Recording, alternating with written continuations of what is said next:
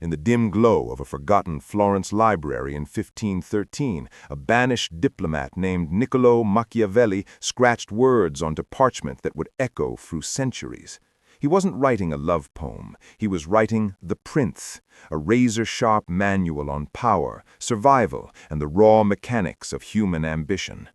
But what if those same words, forged in the fires of Renaissance intrigue, held the secret to something far more intimate?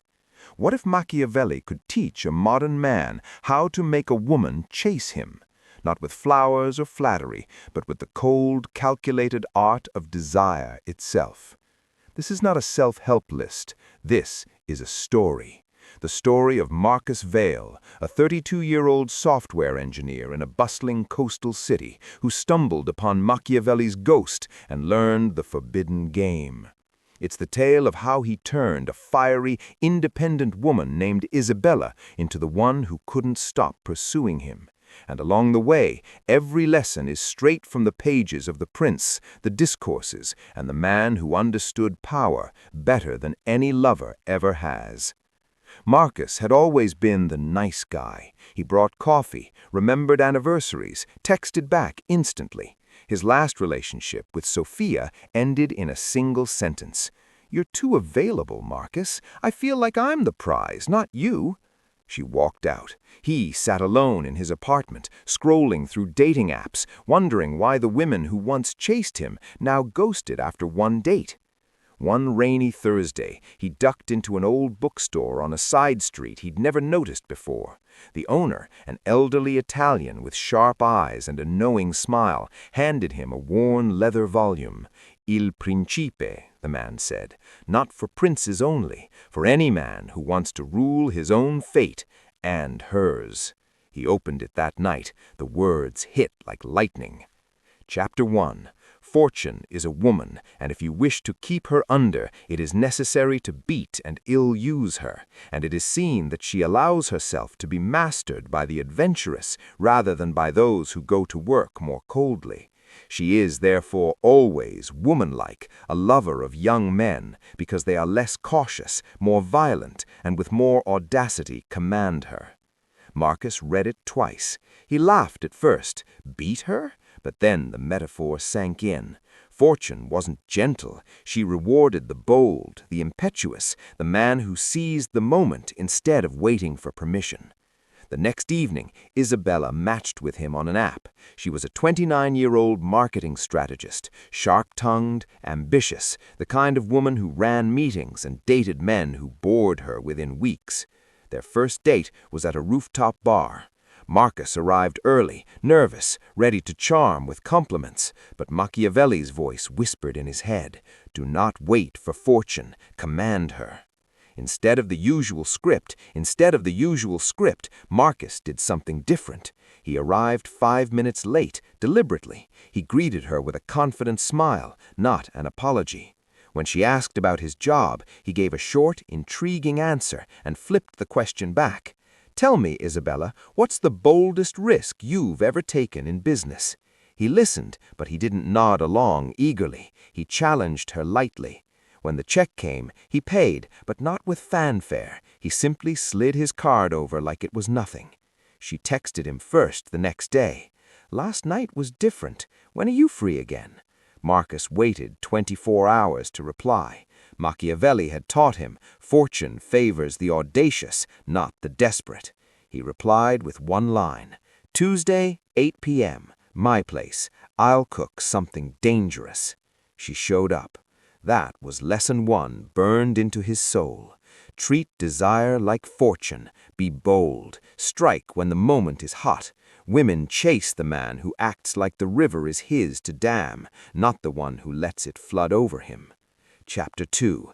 It is far safer to be feared than loved if you cannot be both. Machiavelli's most infamous line, "It is far safer to be feared than loved if you cannot be both." Not cruelty for cruelty's sake, but respect born of strength. Love without fear is fragile. A woman who only loves you because you're nice will leave when someone nicer appears. But a woman who respects your boundaries, your standards, your quiet power, she stays, she chases.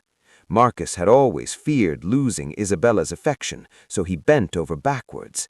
Now he flipped the script. On their third date, Isabella canceled last minute for work thing. Old Marcus would have said, "No problem, whenever you're free." New Marcus replied, "Understood, next week then, but only if you're certain this time." No emojis, no pleading. She called him that night, voice playful yet edged with surprise. "You're not mad?" "Mad? No, but I don't rearrange my life for uncertainty." His tone was calm, firm. She laughed, nervous, intrigued. "Most guys would have begged me to come anyway." "I'm not most guys." By the end of the call, she was the one suggesting they meet sooner. Fear, not terror, but the healthy respect that he had options, standards, a life that didn't revolve around her, made her invest more. Machiavelli knew men tolerate the prince who is strict but fair. Women do the same with the man who commands respect without apology. Marcus began setting small boundaries. He didn't answer texts instantly. He had his own plans, gym, friends, side projects. When she pushed to see him every weekend, he said, "I value my time. Let's make the moments we have count." She started planning dates around his schedule. She started chasing the next fix of his presence. Chapter 3: The Lion and the Fox, Strength and Cunning in Equal Measure. Machiavelli taught that a prince must be both lion, to frighten wolves, and fox, to recognize traps. Pure strength is brute, pure cunning is weak. Together, unstoppable. Marcus applied this in the game of attraction. The lion, he started lifting weights seriously, not for vanity, but presence. He walked into rooms with straight posture, steady gaze. When they argued lightly about politics one night, he didn't back down. He stated his view firmly, backed by facts, without raising his voice. Isabella loved the debate. She respected the lion. The fox, he never revealed everything. He told stories from his past in fragments, mysterious enough to intrigue. When she asked about exes, he smiled. "They taught me what I won't tolerate again." No details, no drama, just enough to hint at depth and standards. One evening, Isabella tried to test him, classic Machiavellian probe. She mentioned a guy friend who was just like a brother, but texted her late at night. Old Marcus would have gotten jealous, texted more, tried to prove he was better. New Marcus, he laughed softly. Sounds like he wants what he can't have. Good luck to him. Then he changed the subject to something he found interesting. No interrogation, no insecurity. The fox recognized the trap. The lion didn't flinch. She spent the rest of the night leaning in closer, touching his arm, trying to pull his attention back. The chase had begun in earnest. Chapter 4: Appearances Matter More Than Reality. Machiavelli, everyone sees what you appear to be. Few experience what you really are. Appear virtuous, appear in control. The reality can be strategic. Marcus never lied, but he curated the image he showed. On social media, he posted less about his feelings, more about his wins, hikes, code launches, nights out with friends. Isabella started scrolling his profile, liking old posts, asking questions. He appeared calm, self-contained, a man with a kingdom of his own. In reality, he still had doubts, but he never showed them to her until she had earned the right. Machiavelli would approve. The prince who seems unshakable inspires loyalty. The man who seems unbreakable becomes the one she cannot stop thinking about. Chapter 5: Strategic Withdrawal, the Art of Scarcity. Machiavelli's greatest lesson, drawn from Cesare Borgia's campaigns: sometimes you must withdraw to conquer. Overexposure kills desire.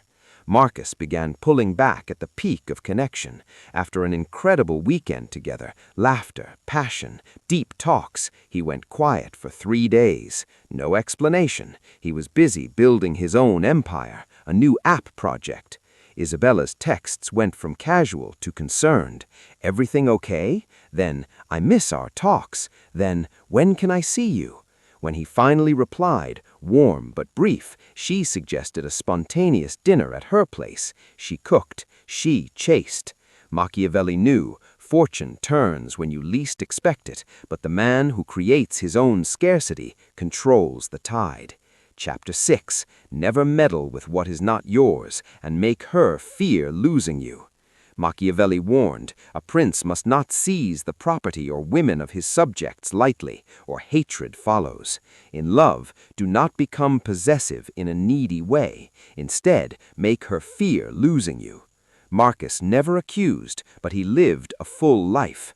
When Isabella flirted lightly with a waiter one night, testing again, he simply raised an eyebrow, smiled, and later said, "I choose women who choose me fully." No fight, just quiet consequence. She apologized the next day, unprompted. She started introducing him as "my man" to friends. The power had flipped. Chapter